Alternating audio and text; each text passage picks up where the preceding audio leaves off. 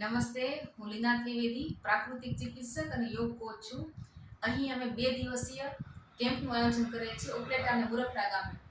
તો ખાસ કરીને આ કેમ્પનો મારો હેતુ એ જ છે કે દરેક લોકો સાચી જીવનશૈલી અપનાવે અને દવાઓથી મુક્ત રહે.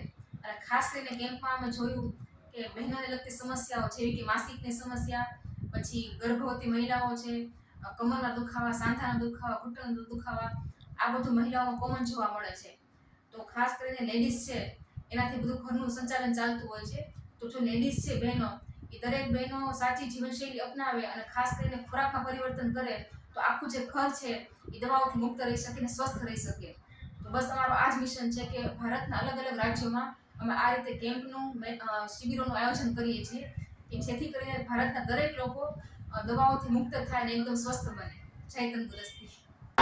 નિરોગ રહો.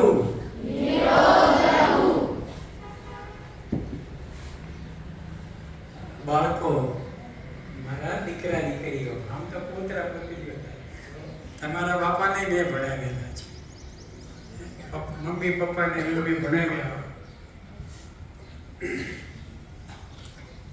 તો અમારું કામ શું છે કે એટલું જ કે આપણે સ્વસ્થ કેમ રહીએ. એમ કહેવાયું છે કે સુખાર્થાઃ સર્વભૂતાનાં મતાઃ પ્રવૃત્તયઃ